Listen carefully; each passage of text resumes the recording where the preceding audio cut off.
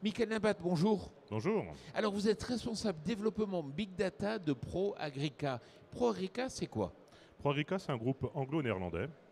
On est présent dans 140 pays.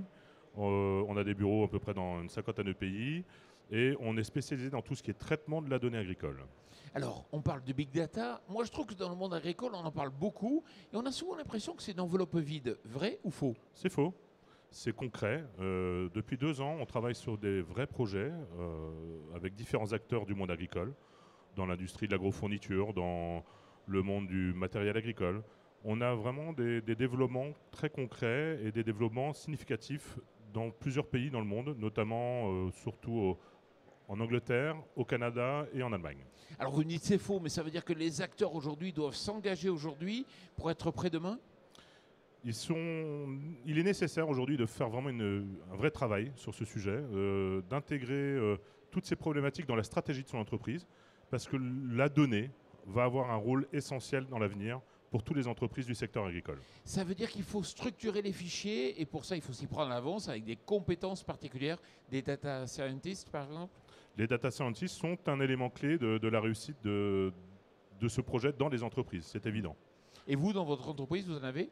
On en a une centaine de data scientists et de spécialistes du big data, proprement parler, on est un peu plus de 4000 personnes. D'accord. Alors, on a l'impression que les data dans le monde agricole, elles existent déjà. Enfin, je ne sais pas, il y a les instituts qui en ont, il y a les constructeurs qui commencent à en avoir. Quelle est votre valeur ajoutée? Notre valeur ajoutée, c'est déjà une présence dans le monde agricole depuis une quinzaine d'années. Pour faire un vrai big data, la première des choses qu'il faut faire, c'est collecter la donnée. Donc nous, on est déjà depuis 15 ans connectés à peu près 300 bases de données et outils métiers du monde agricole.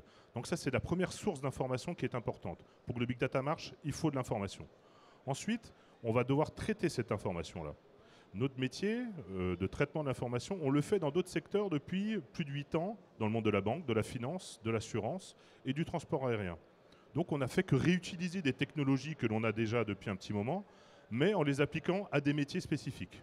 Et derrière, une fois qu'on a fait ce traitement, il faut être capable de restituer la donnée pour la véhiculer vers des outils d'aide à la décision, de manière agronomique, sur la supply chain, sur le marketing. Tous les organes de l'entreprise sont concernés par le big data. Ce n'est pas juste qu'un conseil économique aujourd'hui, agronomique, pardon.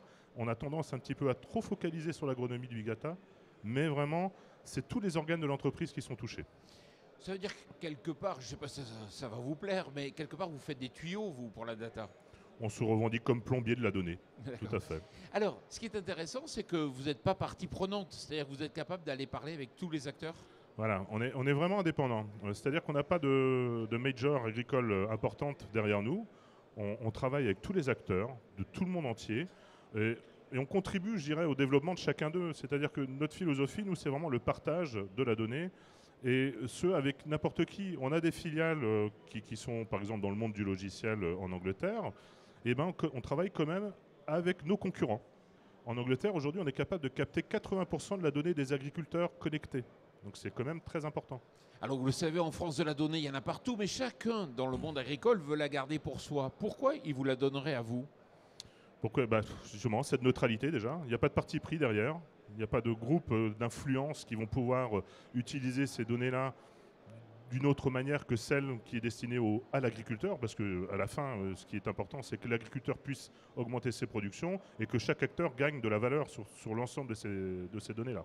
Alors dans le monde agricole, on a toujours cette idée de dire attention, l'agriculteur doit décider précisément à qui il doit donner ses données, alors que sur Facebook, tout le monde accepte de partager ses données de façon très très large.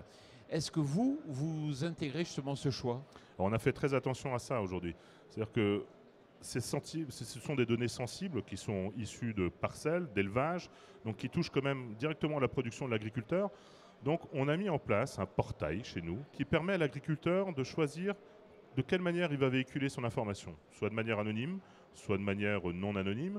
Il va vouloir transférer ses données d'élevage, pas ses données de culture, par exemple. Il va pouvoir avoir un vrai choix. C'est-à-dire que ce n'est pas juste une coche comme sur un e-commerce où j'ai choisi, j'ai lu et approuvé, et puis personne ne lit et approuve les conditions. Là, on le rend vraiment proactif des décisions qu'il va fournir, des données qu'il va fournir. Oui, mais vous n'êtes pas que des tuyaux. En même temps, vous proposez des outils de la décision ou une forme de valeur ajoutée? Voilà, on va aider vraiment à travailler avec les experts des entreprises, les experts agronomie, les experts marketing, les experts supply chain, et on va essayer de travailler avec eux sur définir les meilleurs modèles qui peuvent les aider dans leur quotidien. Donc on va vraiment travailler sur l'ensemble de cette valorisation de la donnée et qu'est-ce qu'elle peut apporter à chacun d'eux, quoi. Vous savez que vous n'êtes pas les seuls à avoir de l'ambition sur le traitement de la donnée des agriculteurs. Pourquoi vous allez réussir ? On a une expérience forte dans ce domaine-là, on a une présence forte à l'international, on travaille avec des clients et partenaires dans plus de 100, dans une centaine de pays, entre 140 et 180 si vous voulez. On a déjà éprouvé nos systèmes depuis longtemps et on répond aux exigences.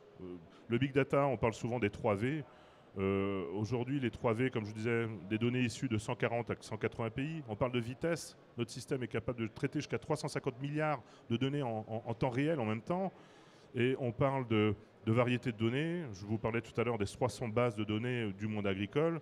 Et d'une manière plus large, on est connecté à plus de 10 000 sources de données avec l'ensemble des métiers que nous traitons aujourd'hui, quoi.